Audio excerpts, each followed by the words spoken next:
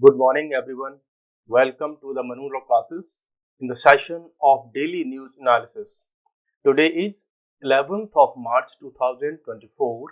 You are watching with Naresh Sharma. I welcome you to revise the previous day session with the help of MCQs. Guys, those who are new on the platform, I try to inform you that we revised the previous day session with the help of MCQs. So, try to answer the question before I provide you the correct answer. The first question is, which of the following country has a democratic government? Here we are comparing the political systems of various countries based on their democratic inclination. So, the first option, Afghanistan, Saudi Arabia, Syria and Bharat. These are the four nations. Here, try to compare the all nations in context of democratic government setup. You know, Afghanistan is not a democracy. Saudi Arabia, not a democracy. Syria, not a democracy. Bharat, that is India, is a democracy. So, the correct answer is D. Now, we are going to move on the next question. The question number 2. Which of the following country provides maximum rights to its women? ऐसा कौन सा country है इन चार options में से जो अपने women population को मैक्सिमम राइट्स प्रोवाइड करता है in comparison to all of these four options? Afghanistan, no, it's not providing even basic rights to its women population. Pakistan, it's not a true democracy because of its a political system, and they are also not providing proper rights to its women population. Iran, it also not a democracy and not a secular country, so they are not providing proper democratic rights to its women. India, that is a true democracy and a secular country. It providing maximum basic rights to its women population if we compare India with these three nations. Afghanistan, not a secular country. Pakistan, not a secular country. Iran, not a secular country.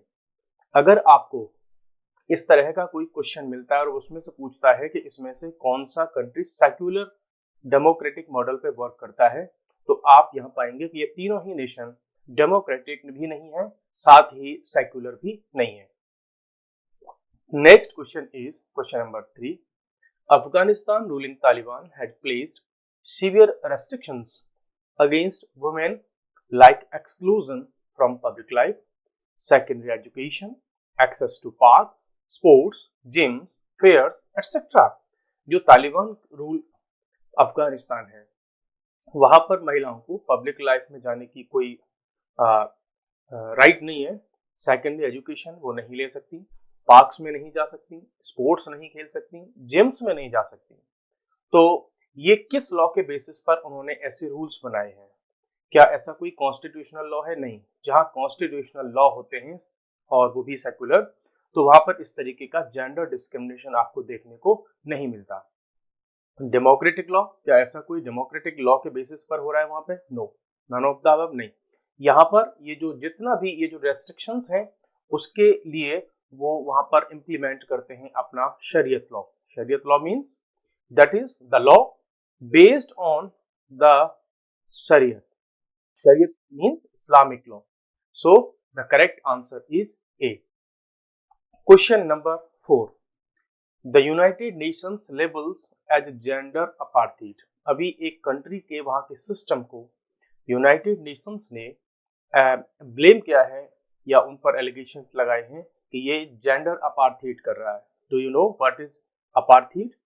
Apartheid अभी आपको मैं बताऊंगा. First of all आप reply कीजिए इस question का answer कि इस कंट्री में जो रेस्ट्रिक्शंस हैं वुमेन के अगेंस्ट में, वो कंट्री कौन सा है, और इसकी जो वुमेन के अगेंस्ट में रेस्ट्रिक्शंस हैं इन्हीं को यूएनओ ने कहा है जेंडर अपार्थीड। क्या सीरिया है, जापान है, अफगानिस्तान है, इंडिया है, क्या है? देखो आपको इजीली रिकॉल कर पा रहे होंगे, we are talking here about Afghanistan. United nations ने भी रिसेंटली कहा कि जो अफगानिस्तान में तालिबान का रूल चल रहा है, वहां पर जो विमेन के अगेंस्ट में बहुत ज्यादा सीवियर रेस्ट्रिक्शंस लगाई गई हैं, उसी के बेसिस पर यूएन ने कहा है कि अफगानिस्तान में जेंडर अपार्थीड हो रहा है। अपार्थीड क्या था? देखो अपार्थीड ये था कि साउथ अफ्रीका में ब्रिटिश रूल हुआ करता था और वहां पर कलर के बेसिस पर डिस्क्रिमिनेशन किया जाता था। आपको पता होगा कि जो वेस्टर्न कंट्रीज के लोग हैं, जो नॉर्थ पोल की तरफ से जितने भी कंट्रीज के लोग आते हैं, वहां के लोगों का जो कलर है वो फेयर होता है, लेकिन साउथ अफ्रीका या अफ्रीका के जो कंट्रीज हैं, जो इक्वेटर के आसपास के नेशंस हैं, वहां पर जो लोगों का कलर है वो फेयर बहुत मींस नहीं होता। तो इस कलर के बेसिस पर जो ब्रिटिश रूलर्स थे वहां पर डिस्क्रिमिनेशन करते थे। इवन वहां के ब्लैक लोगों के लिए अलग रोड्स होते थे, ठीक है, उनको जो है अपने साथ में अलग से एक परमिट वगैरह लेकर के चलना होता था। उनको ट्रेन्स में गोरे लोगों के साथ बैठना अलाउ नहीं था, है ना। उनको बहुत सारी ऐसी जो जॉब्स थी या पोस्ट थी उन पर उनको अलाउ नहीं था। तो ये वहां पर अपार्थाइड का सिस्टम होता था साउथ अफ्रीका में। और इसी से फाइट करने के बाद जो नेल्सन मंडेला थे वहां के फर्स्ट प्रेसिडेंट बने और बाद में नेल्सन मंडेला को इंडिया ने भारत रत्न भी दिया था। तो ये आपके पास हो गए एक्स्ट्रा फैक्ट्स। डियर फ्रेंड्स, जब हम डीएनए डिस्कस करते हैं, न्यूज़पेपर्स वगैरह को हम डिस्कस करते हैं, हमारे लिए इंपॉर्टेंट न्यूज़ नहीं होती, हमारे लिए इंपॉर्टेंट होता है कि उसके आसपास से रिलेवेंट कॉन्सेप्ट क्या है, उसके आसपास के फैक्ट्स क्या हैं। इसीलिए मैं आपके साथ में जब भी डिस्कस करता हूँ तो बहुत सारे उसके आसपास के रेलेवेंट पॉइंट्स होते हैं, उनको भी मैं डिस्कस करता हूँ। तो आई होप कि आप नोट्स वगैरह कुछ बनाते होंगे और इन एक्स्ट्रा पॉइंट्स को भी साथ में जो है नोट डाउन करते होंगे। देखो अगर हम इंफॉर्मेशन की बात करें तो इंफॉर्मेशन तो गूगल पर बहुत सारी है, लेकिन एक रिक्वायरमेंट होती है टीचर की जो आपको एक सही वे में उन सारी इंफॉर्मेशन में से आपके लिए रेलेवेंट क्या है वो सब आपको बता सके। उन चीज़ों को ये समराइज करके उनके इंपॉर्टेंट पॉइंट्स को हाईलाइट करके आपको जो है प्रोवाइड करा सकें। That is the main role of the human being, और उस रोल को मशीन प्ले नहीं कर सकती। Which is the capital city of Afghanistan? तो अफगानिस्तान की कैपिटल सिटी इस्लामाबाद, बल्ख या तेहरान क्या है? इसका करेक्ट आंसर है A. The capital city of Afghanistan is Kabul. Now ये तो आप जानते होंगे, काबुल, जो काबुली चना आता है ना, उसी से एक चीज और बनती है इंडिया में जिसको हम कहते हैं छोले, है ना। तो काबुली चना जो होता है लगभग उसी से बनता है। Next, the frontier technology lab. ये अभी हमने लास्ट सेशन में डिस्कस किया था कि फ्रंटियर टेक्नोलॉजी लैब अभी प्रमोट की जा रही है और इनका जो काम चल रहा है अटल टिंकरिंग लैब के जो है बेसिस पर, उसी के जो है कोलैबोरेशन में। इसके लिए फंडिंग कर रही है एक एजेंसी जो गवर्नमेंट ऑफ इंडिया नहीं है। तो वो क्या नाम है उस एजेंसी का जो इसके लिए फंडिंग प्रोवाइड कराएगी? It's world bank, it's IMF, it's Asian development bank और इट्स मेटा। ये कौन सा है इसमें से आप बताइए मुझे। तो करेक्ट आंसर इज मेटा। आप जानते होंगे फेसबुक, ठीक है। मेटा जो है इस फ्रंटियर टेक्नोलॉजी लैब का जो मिशन है इसको फंडिंग करा रही है ना। क्या आप मुझे बता सकते हैं कि IMF और वर्ल्ड बैंक के हेडक्वार्टर कहाँ पर है और एशियन डेवलपमेंट बैंक का हेडक्वार्टर कहाँ है? देखो अभी आपको यहाँ पर 3 पॉइंट रिवाइज हो जाएंगे एक ही साथ में, और ये वो क्वेश्चंस होते हैं जो हमेशा रिपीट होते हैं। मेटा ने जो है कमिटमेंट किया है कि हम जो है फ्रंटियर टेक्नोलॉजी लैब्स को फंडिंग करेंगे। Frontier technology labs are aiming for, इनका एम क्या है? कि जो लैब्स गवर्नमेंट ऑफ इंडिया और मेटा के साथ में कोलैबोरेशन जो हुआ है, आपको पता होगा लास्ट डे हमने डिस्कस किया था। फ्रंटियर टेक्नोलॉजी लैब में एक तो जो है नीति आयोग है हमारा, एक अटल इनोवेशन मिशन है और एक हो गया मेटा। ये 3 ऑर्गेनाइजेशन है, नीति आयोग, अटल इनोवेशन मिशन और मेटा। तो जो अटल इनोवेशन मिशन है ये नॉलेज पर काम करेगा, मेटा फंडिंग पर काम करेगा और टेक्नोलॉजी वगैरह का भी काम करेगा। तो इसके लिए इसका जो मेन एम है, it's skills in modern digital technologies for students. जो स्कूल लेवल पर एजुकेशन है उस लेवल पर ही, जैसे एआई हो गया, है ना, मशीन लर्निंग हो गया, या जो है और भी बहुत सारी डिजिटल टेक्नोलॉजी हो गई जिसमें कोडिंग हो गई, है ना, कंप्यूटर में कुछ नए नए डिजाइन हो गए, रोबोटिक्स हो गया, उन सारी टाइप्स की जो मॉडर्न डिजिटल टेक्नोलॉजीज हैं, उन सब के लिए यहाँ पर रिसर्च एंड डेवलपमेंट प्लस एक जो है प्रैक्टिकल ट्रेनिंग का काम करने वाली है ये फ्रंटियर टेक्नोलॉजी लैब्स। ये इसका मेन पर्पज है। Now we are going to discuss the other important news that are relevant for your examination and those appeared in the newspaper. First is India signs free trade pact with 4 European nations. अभी recently India ने 4 जो है European Nations के साथ में अपना एक free trade agreement sign किया है। First of all we should have a basic idea about free trade agreement और free trade pact. Pact means agreement. When we talk about free trade pact, it means जब भी किसी दो parties के बीच में free trade agreement या pact sign होता है तो इनका मेन जो पर्पज होता है वो होता है कि इन कंट्रीज के बीच में जो ट्रेड है वो ज्यादा से ज्यादा कैसा हो, विदाउट रेस्ट्रिक्शंस हो, उन पर बहुत ज्यादा ट्रेड बैरियर्स ना हो, बहुत ज्यादा उन पर टैरिफ ना लगाया जाए। टैरिफ का मतलब है यहाँ पे टैक्सेस ना लगाए जाए, ठीक है। और ऐसे भी कोई जो फाइटोसैनिटरी मेजर्स होते हैं या लीगल प्रोविजंस होते हैं उन सबको रिड्यूस किया जाता है किसमें, फ्री ट्रेड एग्रीमेंट में। तो वहां का जो ट्रेड होता है उन दोनों पार्टीज के बीच में बहुत ज्यादा इजी हो जाता है, that is free trade agreement. तो अभी रिसेंटली क्या हुआ है, गवर्नमेंट ऑफ इंडिया ने नॉर्वे, आइसलैंड, लिechtenstein और स्विट्जरलैंड, ये 4 कंट्री हैं, इनके साथ में मिलकर के क्या किया है, जो है साइन किया है इन्होंने क्या, फ्री ट्रेड एग्रीमेंट। ये 4 नेशन हैं। अब मैं आपको अभी से बता दे रहा हूँ कि जब इस तरीके के कुछ नेशंस न्यूज में आते हैं तो उनकी जो कैपिटल सिटी है वो भी इंपॉर्टेंट हो जाती है। मैंने आपको बताऊं, अगर एक एग्जांपल दूं तो आपको आप बताइए नॉर्वे। नॉर्वे जो है इसको जो है नॉर्डिक कंट्री भी कहा जाता है। नॉर्डिक कंट्रीज आपको पता होगा। नॉर्डिक कंट्रीज में और भी 3-4 नेशंस हैं, वो कौन कौन से हैं, उनमें से किसी 1-2 का आप नाम मुझे कमेंट में बताइए कि कौन कौन से। बिकॉज नॉर्डिक कंट्रीज को और बाल्कन कंट्रीज को मैंने कई बार आपके साथ डिस्कस किया है, आप चाहें तो गूगल कर सकते हैं, इसी बहाने आपका रिवीजन भी हो जाएगा। तो ये 4 नेशंस हैं जिनके साथ में इंडिया ने अभी क्या साइन किया है, फ्री ट्रेड एग्रीमेंट साइन किया है। Now let's have some key points. देखो कौन कौन है, आइसलैंड, दैट इज लिechtenstein और Norway and Switzerland.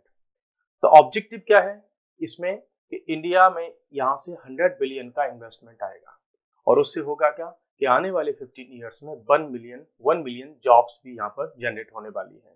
1 million is equal to 10 lakh, ये भी होने वाला है।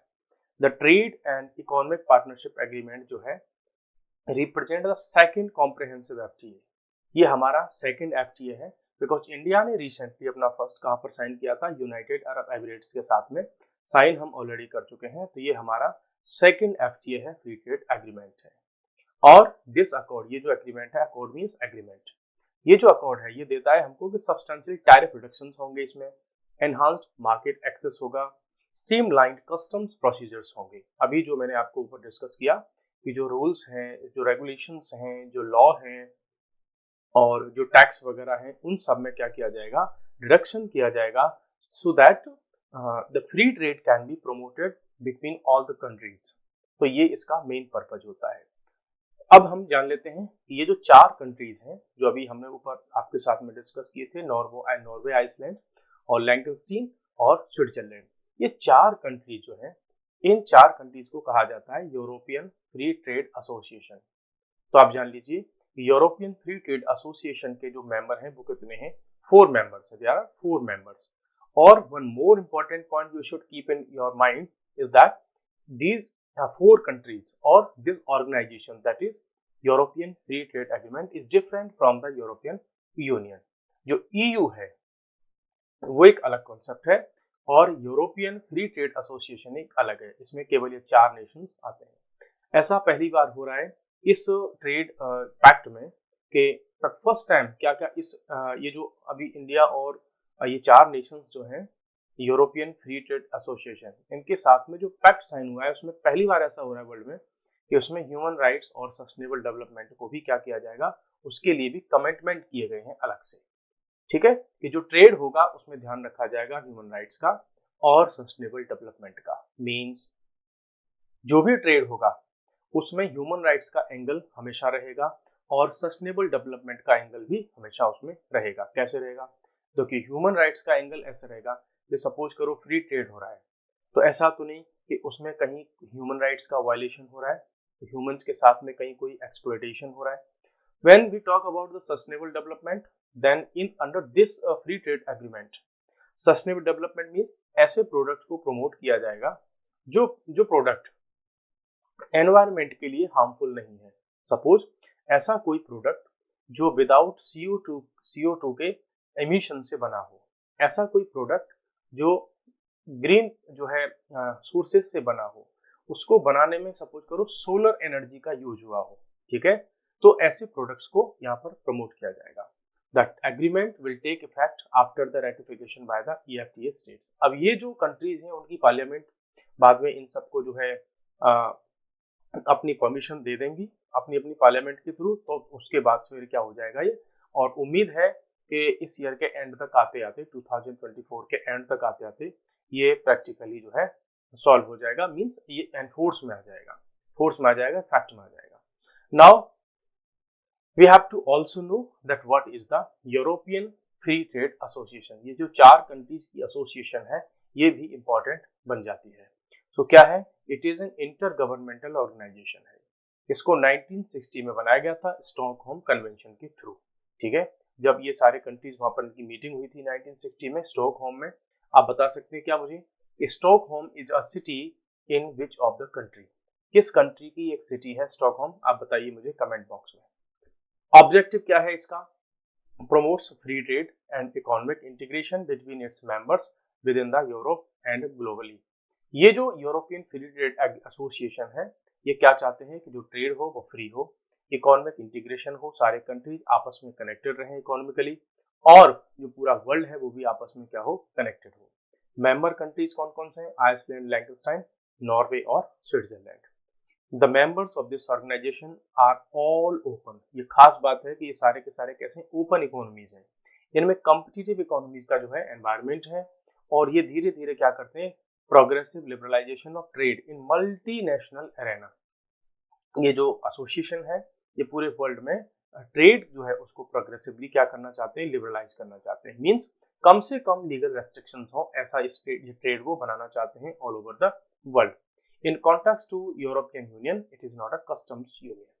यूरोपियन यूनियन अपने आप में एक कस्टम्स यूनियन है, बट ये एक कस्टम्स यूनियन नहीं है। कस्टम्स यूनियन क्या होती है कि वहां पर जो अदर जो टैक्सेस वगैरह जो भी होते हैं, ठीक है, वो सब यूरोपियन यूनियन में यूरोपियन यूनियन डिसाइड करती है। ठीक है, कि उनमें एक जैसा टैक्स वगैरह वो सब होते हैं, एक जैसे लगाए जाते हैं। लेकिन कस्टम्स यूनियन ये नहीं है जो फ्री ट्रेड एसोसिएशन है यूरोपियन की। नेक्स्ट हमारे पास में न्यूज है, अभी रिसेंटली न्यूज में चल रहा है कि जो इलेक्शन कमीशन ऑफ इंडिया है उसके अंदर डिफरेंसेस चल रहे हैं। किसमें? ऑफिसर्स में। क्या है मामला? The abrupt and enforcing departure of election commissioner. हुआ ये है कि जो अरुण गोयल है इलेक्शन कमिश्नर के इलेक्शन कमीशन के कमिश्नर है। क्या है ये? इलेक्शन कमिश्नर है कौन? अरुण गोयल। इन्होंने अभी रिसेंटली क्या कर दिया, रिजाइन कर दिया है। कहां से? इलेक्शन कमीशन से। और ये तब किया है जब अराउंड एक वीक रह गया है लोकसभा के इलेक्शन की अनाउंसमेंट होने में। It caught many of guard. अब देखो आपके लिए इंग्लिश का एक वर्ड आपको यहाँ पे बताता हूँ कि इंग्लिश भी आपकी इंप्रूव होगी धीरे धीरे अगर आप मेरे साथ में जुड़े रहेंगे तो। ऑफ गार्ड का मतलब होता है कंफ्यूज हो जाना। अब लोगों को इसने क्या कर दिया, ऑफ गार्ड कर दिया, मीन्स कंफ्यूज कर दिया कि यार इलेक्शन इतने पास में आने वाले हैं, but recently this election commissioner has resigned from the election commission। तो बहुत सारे लोगों को कंफ्यूजन कि यार अंदर ऐसा क्या चल रहा है, what is happening inside the institute। तो क्या है, आइए और थोड़ा जान लेते हैं। अगर हम यहाँ के इनसाइडर्स की बात करें तो उन्होंने ये कहा है कि जो मिस्टर गोयल है, अरुण गोयल, और ये तो कौन है, ये है इलेक्शन कमिश्नर, और जो चीफ इलेक्शन कमिश्नर है उनका नाम है राजीव कुमार। तो ये फैक्ट भी आपके लिए हो गया। इस समय इलेक्शन कमीशन का चीफ कौन है, तो राजीव कुमार। जब ये बंगाल में गए थे, वेस्ट बंगाल में, और वहां पर जो पोल वगैरह की प्रोसेस वगैरह के लिए अपना इनको कुछ प्रेस कॉन्फ्रेंस वगैरह करनी थी, तो वहां से अचानक से जो मिस्टर गोयल है वो छोड़ करके आ गए थे वहां से। तो मीडिया के साथ में जो इनका इंटरेक्शन होना था उसमें से छोड़ करके ये आ गए, ठीक है। और इस सब बात को लेकर के अपोजिशन ने भी क्वेश्चन उठाए हैं कि भाई इसका मतलब इलेक्शन कमीशन में कुछ ठीक नहीं चल रहा है, इसका मतलब कुछ गड़बड़ चल रहा है। सोर्सेज से ओनली सम। अब जो कुछ सोर्सेज हैं इनसाइड, ये कहना है भाई न्यूज़पेपर्स वगैरह वालों का कि हमको ऐसा बताया है न्यूज़पेपर्स वालों को कि अंदर ही अंदर क्या चल रहा है, कुछ ऐसी अजीब चीजें चल रही हैं जो मिस्टर गोयल और जो राजीव कुमार है उनके बीच में मामला ठीक नहीं है, उनमें मीन्स जो है डिस्प्यूट है उनके बीच में। जबकि जब chief election commissioner Rajeev Kumar साहब से पूछा गया कि क्या हुआ, क्यों वो छोड़ करके चले गए, बीच में से कॉन्फ्रेंस वगैरह भी उन्होंने नहीं की, तो चीफ इलेक्शन कमिश्नर साहब दैट इज राजीव कुमार, इन्होंने कहा कि वो हेल्थ की प्रॉब्लम हो गई थी उनको, इसीलिए वो चले गए। लेकिन जो मिस्टर गोयल के बहुत करीबी लोग हैं, है ना, वहां से पता चला है कि जो मिस्टर गोयल की जो हेल्थ है that is he is in the pink of health. अब ये पिंक ऑफ हेल्थ क्या है, ये एक फ्रेज होता है, यूज होता है, ठीक है। कैसे, इसका मतलब होता है कि कोई भी अपने हेल्थ की जब टॉप पोजीशन पर होता है, मींस 100% फिट होता है, उसको कहा जाता है in the pink of health. क्या है ये phrase, in the pink of health, ये है। तो याद कर लेना, आप आज आपको दो मीनिंग भी मैंने एक्स्ट्रा बताए हैं, in the pink of health और ऑफ द गार्ड, तो इसको भी आपको लर्न कर लेना। तो ये तो रही आज के लिए आपके लिए न्यूज, और दो इसमें हमारे पास मेन फैक्ट हो गया कि इलेक्शन कमीशन का हेड कौन है, राजीव कुमार। अब आते हैं हम, बिकॉज ये तो रही न्यूज, अब चलते हैं हम करंट अफेयर पर। तो अब हमारा रिस्पॉन्सिबिलिटी बनती है कि अगर इलेक्शन कमीशन ऑफ इंडिया इस समय न्यूज में चल रहा है तो हम उसका स्टैटिक पोर्शन भी जान लेते हैं कि क्या उसमें है। It is a mainly self governing body है, अपने आप से अपने आप को गवर्न करती है। और जो ईसीआई है, election commission of India, India के जितने भी नेशनल लेवल के इलेक्शंस होते हैं उन सबको क्या करता है, ये मैनेज करता है। स्टेट की लेजिस्लेचर होती है, एमएलए वगैरह के इलेक्शन, उनको भी देखता है। पार्लियामेंट का इलेक्शन यही देखता है, और प्रेसिडेंट का इलेक्शन भी यही कंडक्ट कराता है, वाइस प्रेसिडेंट। तो स्टेट लेजिस्लेचर, पार्लियामेंट, प्रेसिडेंट और वाइस प्रेसिडेंट, इन सारे पोस्ट के लिए जो भी इलेक्शंस होते हैं सारा काम कौन कंट्रोल करता है, इलेक्शन कमीशन ऑफ इंडिया। इस इलेक्शन कमीशन ऑफ इंडिया को 25 ऑफ जनवरी 1950 को एस्टेब्लिश किया गया था, और इसी दिन हम एवरी ईयर 25 ऑफ जनवरी को सेलिब्रेट करते हैं नेशनल वोटर्स डे, ठीक है। तो भी याद रखना। हेडक्वार्टर्स की अगर हम बात करें तो हेडक्वार्टर कहाँ पे है इसका, हेडक्वार्टर है न्यू दिल्ली में। स्टार्टिंग की अगर हम बात करें, when the election commission was established then it was a one member body. ये एक ही मेंबर हुआ करते थे, उसमें केवल चीफ इलेक्शन कमिश्नर हुआ करते थे। But after 1989 on this date election commission को बना दिया गया 3 मेंबर बॉडी, ठीक है। एक तो उसमें चीफ इलेक्शन कमिश्नर होते हैं, फिर एक इलेक्शन कमिश्नर और एक और इलेक्शन कमिश्नर, तो 3 इसमें होते हैं इस समय मेंबर्स। तो 3 मेंबर बॉडी है इस समय ये। और एक गजब की बात और है कि ये वाला क्वेश्चन बहुत पूछा जाता है कि इसी ईयर में 1989 से ही क्या किया गया कि जो वोटर्स की एज है पहले वो 21 ईयर्स हुआ करती थी। आप बताइए कि कितनों को पता था कि 1989 तक इलेक्शन के लिए जो वोटर्स की जो एज थी, मिनिमम एज जो थी वो 21 ईयर्स हुआ करती थी। इसके बाद से क्या कर दिया गया कि इस एज को इंक्रीज मींस डिक्रीज करके 18 ईयर्स कर दिया गया, ठीक है। अगर हम कॉन्स्टिट्यूशनल प्रोविजंस की बात करें तो हमारा जो पार्ट 15 है कॉन्स्टिट्यूशन ऑफ इंडिया का, वो डील करता है जो इलेक्शन वाला पार्ट है उस सबको। तो कॉन्स्टिट्यूशन में इलेक्शन वाला पार्ट कहाँ पर है, पार्ट 15 में। और इसमें आर्टिकल 324 से 329 तक ये सब कुछ दिया गया है किसके बारे में, इलेक्शन कमीशन के बारे में, ठीक है। Means what will be the eligibility, powers क्या होंगे, टेन्योर क्या होगा, उसके फंक्शंस क्या होंगे, उसके मेंबर्स कौन कौन कैसे क्या होंगे। All those things has been given under the provisions of Indian Constitution from Article 324 to 329 under the part that is 15।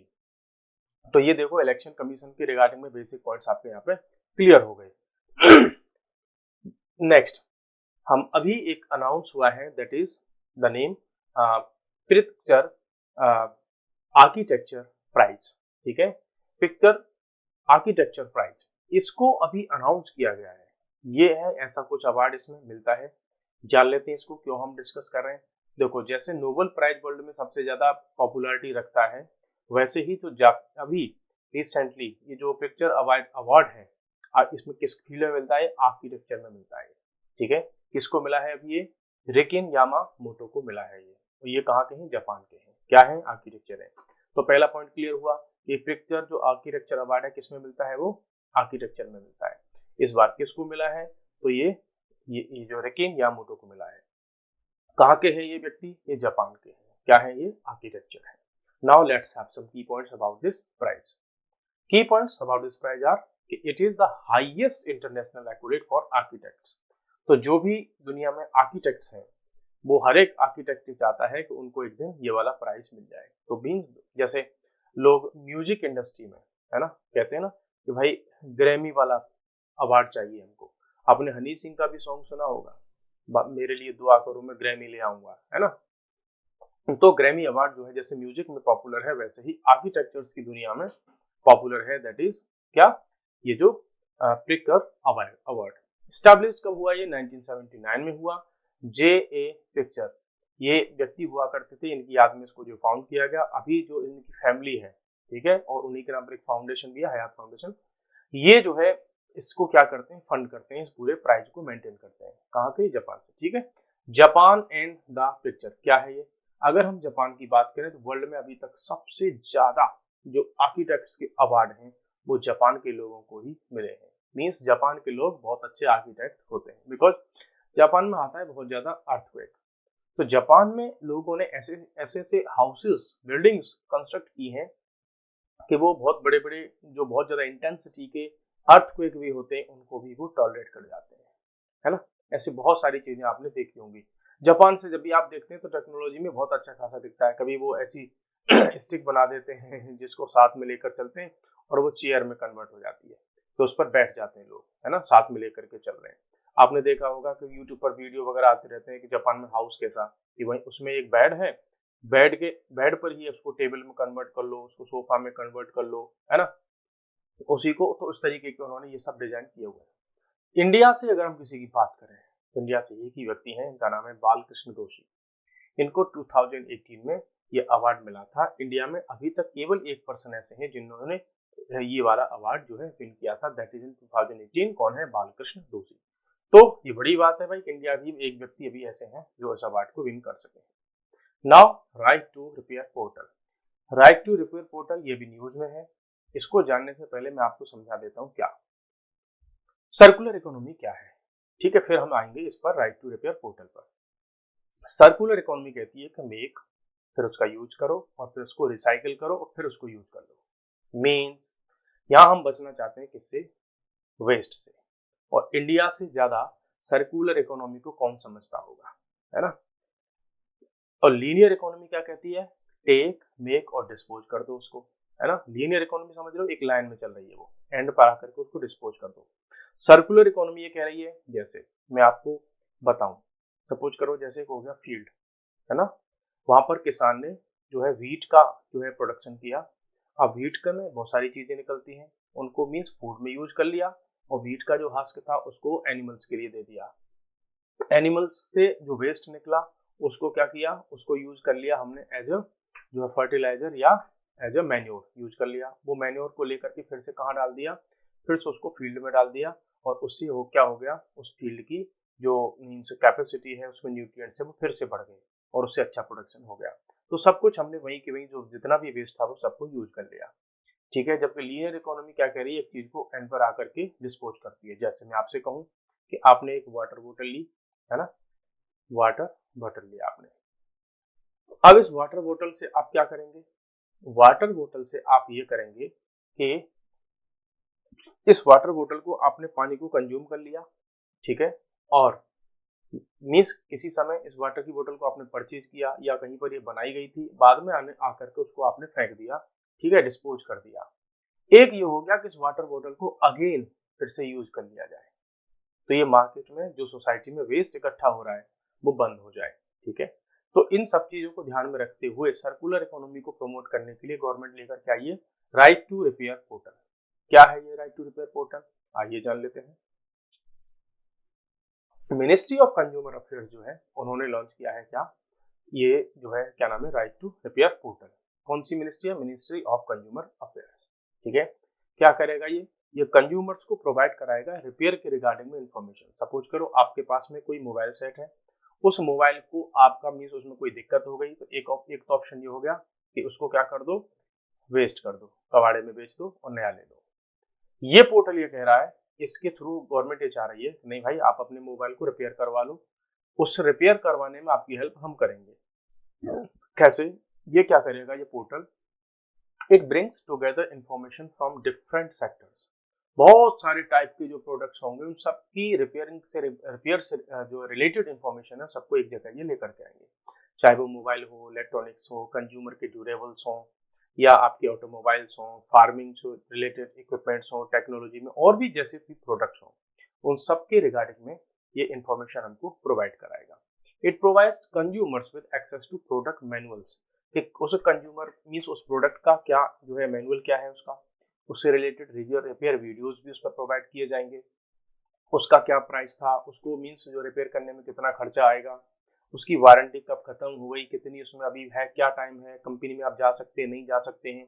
कई बार होते हैं ना परेशान कि यार मोबाइल का जो स्क्रीन टूट गई, अब इसको हम क्या करें, इसको बेच दें या इसको रिपेयर करवा दें। लोग परेशान रहते हैं कि मोबाइल की जो कंपनी वाले हैं वो इसको प्रोवाइड कराएंगे कि नहीं कराएंगे, है ना, पैसा लेंगे। इन सारी इंफॉर्मेशन को एक जगह प्रोवाइड किया जाएगा। The portal allows consumers to submit feedback भी वहाँ पर आप दे सकते हैं, सजेशंस आप वहाँ पर दे सकते हैं किसी प्रोडक्ट के बारे में, उसकी सर्विस के बारे में। रोल क्या रहेगा इस पोर्टल का, इस वेबसाइट का? It is expected to play a key role in enabling consumers to make informed decisions, कि अब वो फिर एक इन्फॉर्म्ड डिसीजन ले पाएंगे किसी भी अपने प्रोडक्ट के रिगार्डिंग में, अबाउट द, चाहे वो परचेज की बात हो, चाहे उस प्रोडक्ट के मेंटेनेंस की बात हो, या उस प्रोडक्ट को जो है हम जो है रिपेयर करने की बात हो, उन सब से रिगार्डिंग में इंफॉर्मेशन आपको मिलेगी। और इससे अल्टीमेटली वी विल डू क्या, सर्कुलर इकोनॉमी मॉडल को हम क्या कर पाएंगे, इंडिया में इंप्लीमेंट कर पाएंगे। और जो सर्कुलर इकोनॉमी मॉडल है, it is not helpful only for India, only for one country, but it is the need of the hour. ये पूरे वर्ल्ड की, पूरे यूनिवर्स की, पूरे इस अर्थ पर जितने भी लोग रह रहे हैं उन सबको क्या करना चाहिए, अपनी लाइफ को ऐसा करना चाहिए जो कैसी हो, वो सस्टेनेबल हो। मीन्स छोटी छोटी चीजों से हम कर सकते हैं, जैसे मार्केट जाए तो अपना बैग लेकर के जाए, तो हम खुद से ही क्या कर सकते हैं, जो पॉलीथीन का यूज है उसको हम रिड्यूस कर सकते हैं। जैसे मैं अगर अपनी बात करूं तो मैं कोशिश करता हूं मार्केट में कभी भी कुछ लेने जाता हूं तो पॉलीथीन को यूज ना करूं। ठीक है, मेरे पास जो ऑलरेडी पॉलीथीन वगैरह होती है उनको मैं हमेशा लेकर के जाता हूँ साथ में, अपने साथ कोई ना कोई एक बैग रखता हूँ हमेशा, उसमें रख करके ले आता हूँ। ठीक है, मान लो सपोज करो मार्केट में मैंने फ्रूट वाले से 4 आइटम लिए, तो 4 अलग अलग पॉलीथीन भी हम ले सकते हैं? नहीं, मैं क्या करता हूँ एक ही पॉलीथीन में, जब अगर वो वहां पे उसमें आने योग्य है तो, डूएबल है तो बोल देता हूँ भैया इसी में रख दो सारा का सारा, मुझे 4 पॉलीथीन मत दीजिए। So guys, we all as responsible citizens and human beings all should support the circular economy model, and in this session now we are going to summarize the session and end this session today in the hope that we will meet again. तो आज हमने right to repair model को discuss किया, circular economy को discuss किया, linear economy को हमने discuss किया, और ये जो आर्किटेक्चर प्राइस है इसको भी हमने डिस्कस किया। फिर उससे पहले हमने इलेक्शन कमीशन में क्या होता है, कैसे इसका, ये सारा हमने डिस्कस किया। फिर इससे पहले यूरोपियन जो ट्रेड एसोसिएशन है उसको डिस्कस किया, इंडिया ने इसके साथ साइन किया है, प्लस जो है यूनाइटेड अरब एमिरेट्स है उसके साथ में भी फ्री ट्रेड एग्रीमेंट साइन किया है। कौन कौन से इसमें कंट्री है, कहाँ पर है, यूरोप में है। और उससे पहले हमने 10 क्वेश्चन को भी डिस्कस किया था प्रीवियस डे सेशन को रिवाइज करने के लिए। इस छोटे से सेशन में हमने बहुत कुछ डिस्कस किया। अगर आप इतना भी डाइजेस्ट कर पाते हैं तो I am damn sure that you will get much score in general knowledge, और ये जनरल नॉलेज आपको केवल एग्जाम में नहीं लाइफ में भी आपको बहुत हेल्प करती है। So guys, thank you for today and goodbye, take care.